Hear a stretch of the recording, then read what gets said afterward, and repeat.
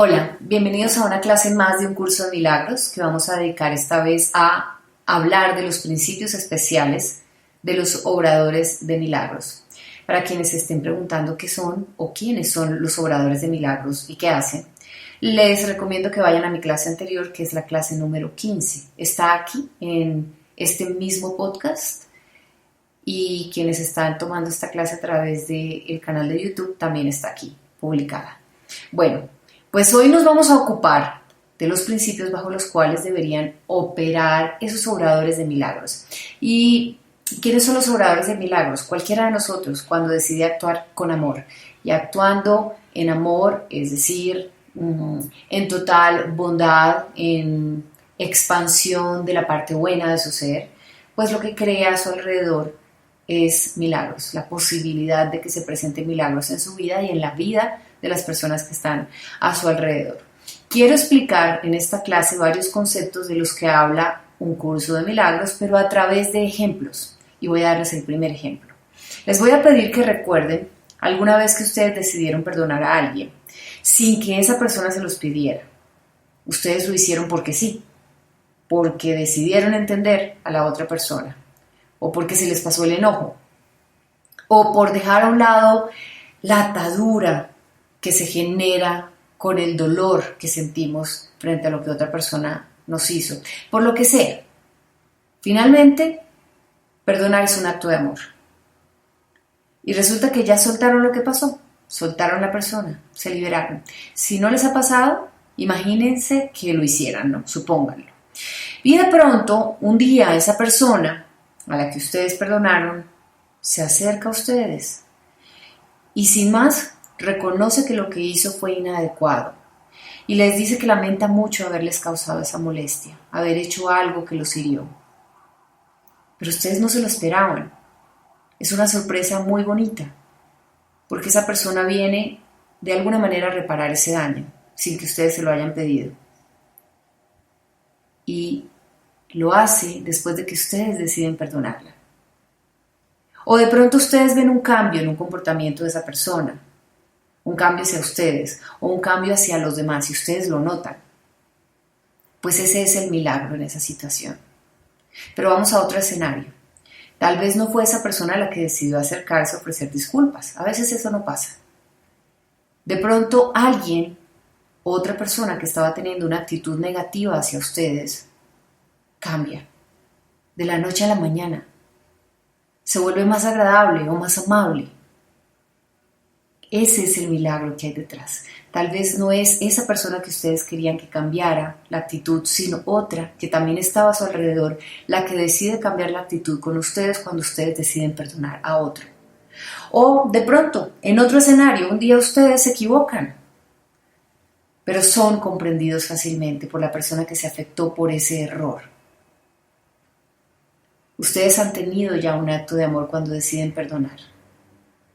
Y los efectos de ese acto de amor, el milagro que se produce con ese acto, opera de maneras inesperadas. Les di 3 escenarios distintos en los que un acto de amor puede dar o generar consecuencias que ustedes no se esperaban y eran consecuencias positivas. Ustedes no pueden controlar las personas a las que benefician con ese acto de amor o a las personas a las que ese acto alcanza. Tampoco pueden controlar el momento. Y es ahí cuando el curso de milagros habla de al milagro no lo afectan ni el tiempo ni el espacio. Cuando obres un milagro tocará a quien deba en el momento indicado de la forma adecuada. Y por eso el texto dice que el milagro opera fuera del tiempo. Nosotros no decidimos a quién beneficiamos con esos actos de bondad que decidimos tener hacia las personas. Ni a quiénes, ni cuándo, ni cómo. Eso opera por sí solo. Vamos a otro ejemplo. Piensen ahora en un momento en el que se hayan sentido plenos, felices y realizados. Sienten que la vida les sonríe, sienten amor y se sienten amados también. Todo lo que sale de ustedes en esos momentos se parece a los pensamientos y las emociones que lo producen. O sea, es igualmente amoroso, porque surge de pensamientos positivos, de pensamientos creadores. Pero ¿qué pasa en los momentos en los que sienten miedo, por ejemplo? Y todas las demás emociones que se derivan de ese estado En su mente empiezan entonces a maquinar situaciones desafortunadas, como cuando dicen, se arman unas películas, pero películas de terror. Sus pensamientos se vuelven oscuros, mezquinos, destructivos. Y además en medio de ese miedo imaginan situaciones que se parecen a esa película de terror, pero ustedes la están protagonizando. Esos son fabricaciones, son invenciones, que se vuelven reales, sí, en la medida en que ustedes le den fuerza. Bueno, pues esa es la distinción que hace un curso de milagros entre crear y fabricar desde la mente, desde los pensamientos que nosotros decidimos tener. El amor crea, se extiende, el miedo fabrica, inventa, porque el amor es real, el miedo no. El miedo es un estado al que decidimos entrar para supuestamente protegernos de algo que supuestamente nos hace daño. Alguien que está sintiéndose en amor es pleno, seguro, confiado, tranquilo, inocente. Y desde ahí genera una realidad parecida. La distinción entre crear y fabricar es que todos los pensamientos positivos que tengas son capaces de crear cosas indestructibles, y los pensamientos que tengas desde el miedo son capaces de inventar y fabricar muchas cosas que se pueden volver reales, pero tú puedes deshacerlo. Son invenciones, son películas. Bueno, otro ejemplo. Ahora recuerden cuando ustedes han opinado, juzgado o criticado a alguien. Ese juicio es una interpretación de un comportamiento que tuvo la otra persona o que realizó la otra persona. Pero ustedes siempre tienen la opción de interpretar ese comportamiento de otra manera o de percibirlo de una forma distinta, o sea, de entender en vez de condenar. Pues en el primer caso, cuando ustedes están interpretando a la persona de una forma compasiva, están entendiendo sin juicios, están interpretándolo desde una mente recta o percibiendo el mundo a esa persona desde una mente recta. En el segundo caso, cuando juzgan, cuando condenan, están interpretándola desde una mente errada. Esa es la distinción que hace un curso de milagros entre la mente recta y la mente errada. Es una misma mente, que es la nuestra, pero ahí se fabrican pensamientos de miedo o existen pensamientos conectados con la paz y la plenitud, el equilibrio de la creación, ¿no? Y de lo que somos todos. Así que nosotros decidimos, optamos, eso es una elección. Si pensamos o percibimos desde nuestra mente que todo lo ve, desde esa ausencia de juicio y que va a crear situaciones o realidades parecidas, es decir, positivas, o si todo lo percibimos desde la mente prejuiciosa, condenadora, la mente errada. ¿Por qué? Porque es un error que nosotros seamos esos pensamientos. Nuestra esencia es otra. Nuestra esencia se parece a lo que nos creó, y lo que nos creó es tan amoroso como lo que nos dio la vida y nos sostiene en orden, nos guste o no. Así que la mente errada es esa en la que nosotros decidimos tener pensamientos de juicios, de condena, de señalamientos, de críticas. Y decidimos desde dónde interpretamos el mundo.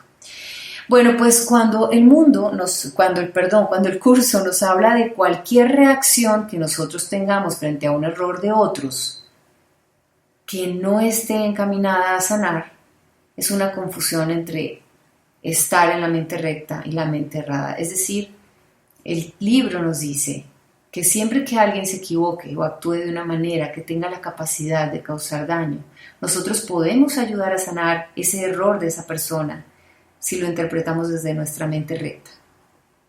Porque entonces significa que habremos decidido no culpar y en cambio mostrarle a esa persona que tiene todo el potencial de corregir, de cambiar, que puede rectificar, que en su interior es buena, hay bondad. Y eso es el verdadero perdón. Dejar sin validez el comportamiento de alguien cuando ese comportamiento está errado, sale desde la mente errada de esa persona, y darle a la vez la posibilidad de actuar de una forma diferente la próxima vez. Si la persona se comporta de otra forma, si sigue haciendo lo mismo, es su problema, pero por lo menos nosotros le habremos dado la posibilidad de actuar diferente la próxima vez, dependiendo desde cuál lado de nuestra mente lo percibimos, lo interpretamos, lo recibimos, decidimos actuar.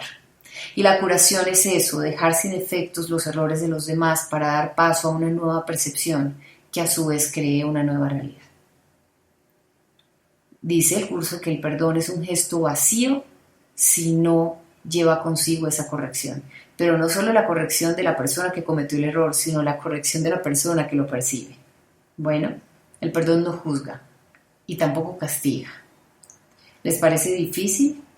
Recuerden entonces esa frase famosa que ustedes han escuchado, que dice: perdónalos porque no saben lo que hacen. ¿Saben por qué? ¿O qué significa esa frase? ¿Por qué el dueño de esa frase la dijo así? Porque no estaba evaluando a las personas que le hicieron eso, que le hicieron daño. No estaba evaluando lo que esas personas estaban haciendo. Ya sabemos de quién hablamos, ¿no? Estaba pidiendo que se perdonara ese error que estaban cometiendo. Estaba pidiendo una sanación a sus mentes, porque solo alguien que tiene su mente equivocada es capaz de causar daño o dolor. Y necesita sanar esa mente. Solo del dolor nace deseos de destruir, de causar daño. Y luego dice: hagan esto en memoria mía. Es decir, como que nos pide a los demás, porque a eso vino, ¿no? A enseñarnos a actuar de forma amorosa, incondicional. Nos dice: hagan esto en memoria mía. Es una petición a que lo sigamos en ese gesto, en todos los momentos de nuestra vida. Es una colaboración, ¿no? ¿Se imaginan ustedes cómo sería si nosotros decidiéramos actuar igual en situaciones menos críticas como esa? Porque estamos hablando de una crucifixión. Pero nosotros nos ofendemos por cualquier cosa, ¿cierto? Y nos cuesta tanto perdonar. Es decir, sanar nuestra percepción y de paso sanar de esa forma al otro cuando no lo juzgamos, cuando le damos la oportunidad de cambiar. Bueno, al final de esta clase, para quienes vienen siguiendo el texto del curso, seguramente han oído hablar varias veces del concepto del tiempo para el curso de milagros. El concepto del tiempo es algo que solamente se entiende aquí en este mundo físico, en donde hay pasado, presente y futuro. Y se nos pide, y muchos maestros espirituales nos piden, que estemos siempre en el momento presente, porque es en el estado en el que podemos sanar todo o cambiarlo todo. En el tiempo existimos nosotros, con otros y para los otros. Pero existe algo distinto al tiempo, que es la eternidad, y ahí nosotros coexistimos con eso que nos creó, si quieren llamarlo Dios. Bueno, ustedes deciden qué quieren hacer. Seguir viviendo aquí en este tiempo, pero a la vez sintiendo que coexisten con eso que los creó y que tienen la misma característica o las mismas características de eso que los creó. Así obran las personas que deciden hacer milagros en sus vidas y en las de los demás. Y a eso vinimos. Lo demás son detalles. ¿A qué me dedico? ¿Cuál es mi profesión? ¿Con quién me relaciono? ¿Qué ropa me pongo hoy? Son detalles. Nosotros realmente vinimos a recordar de dónde somos y a actuar de esa misma manera. Por eso, al final de esta clase, que en el curso de milagros en el libro se llama así, Principios Especiales de los Obradores de Milagros, yo les voy a repetir esa invitación que hace al final, el texto, al final de esa parte de ese capítulo. Se los voy a repetir por si acaso ustedes quieren tenerlo en cuenta y pensarlo de vez en cuando, si ustedes se sienten que pueden ser parte de esos obradores de milagros. Estoy aquí únicamente para ser útil. Estoy aquí en representación de aquel que me envió. No tengo que preocuparme por lo que debo decir ni por lo que debo hacer, pues aquel que me envió me guiará. Me siento satisfecho de estar donde quiera que Él desee, porque sé que Él estará allí conmigo. Sanaré a medida que le permita enseñarme a sanar. Bueno, ya está disponible la próxima clase virtual mensual del curso de milagros para resolver sus preguntas o dudas si están haciendo el curso. Pueden inscribirse y tener más información sobre esta clase en vivo en mi página, silviacorso.com, o en el correo contacto@silviacorso.com. Es un honor para mí facilitar su aprendizaje en un curso de milagros. Hasta la próxima clase. Un abrazo.